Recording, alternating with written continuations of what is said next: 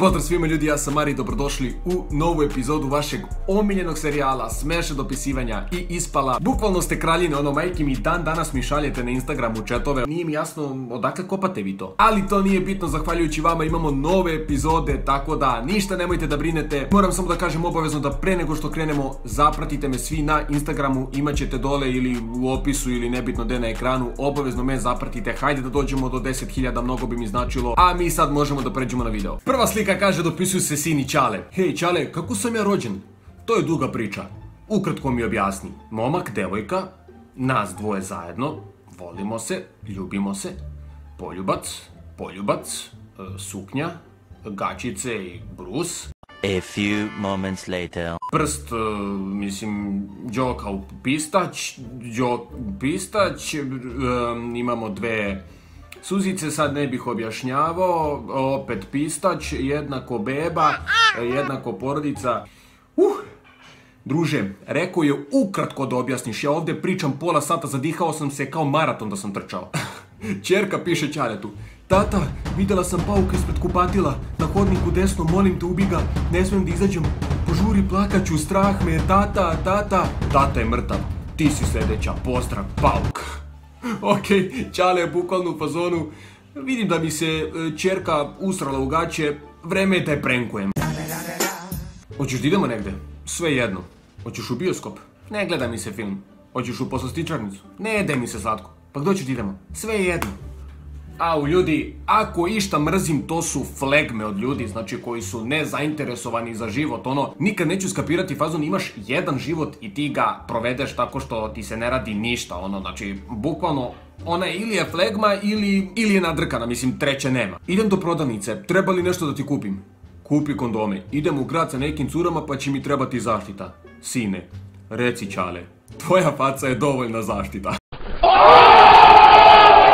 Normalno, svaki roditelj će reći za svoje dete da je najlepše, da je najbolje ovo ono. Ali, kada vidite ovako da, znači, Ćale kaže sinu: sine, tvoja faca je dovoljna zaštita, onda, druže, znaj da si ružan ko... Uopšte ne razmišljam o njoj.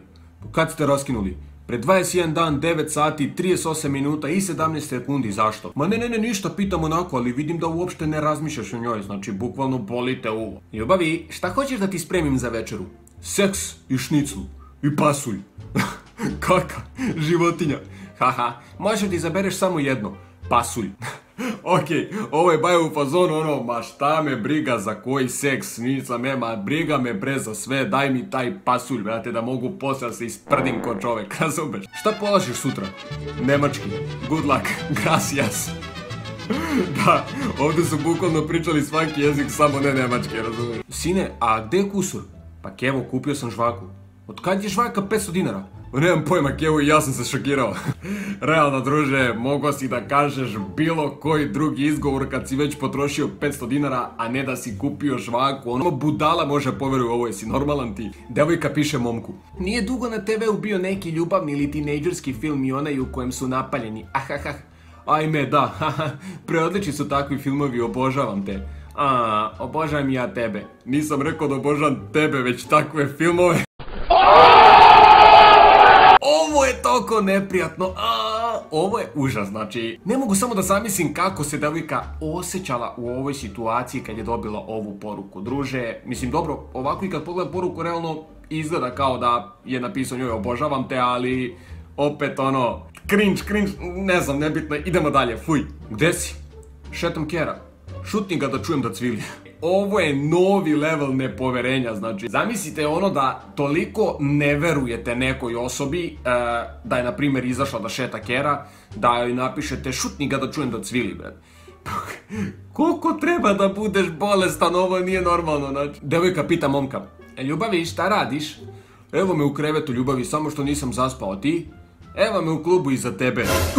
Okej, Mislim da se ovaj baja kad je pročitao ovu poruku evo me u klubu iza tebe doslovno ustro u gaće. A tako ti je to buras kad hoće da laže da se provodi s ortacima, ne? Sad kad dođete kući sine, ima napravi palačinku od tebe. I to bi bilo to ljudi, ja se nadam da ste vi uživali u epizodi. Kao i uvijek razvalite taj like. Svi koji ste novi pretplatite se na kanal. Ali pre nego što završimo ovaj video, pozdrav ili shoutout u ovom klipu ide za Android FIFA Balkan. Hvala ti kralju što si deo lavovske familije i što pratiš svaki moj video i što si uključio zvonce. Ako i vi želite pozdrav, sve što treba da uradite jeste da ste subscribe-ovani naravno na kanal, uključite zvonce i napišete kad završite. A mi se onda vidimo ljudi u sljedećem videu.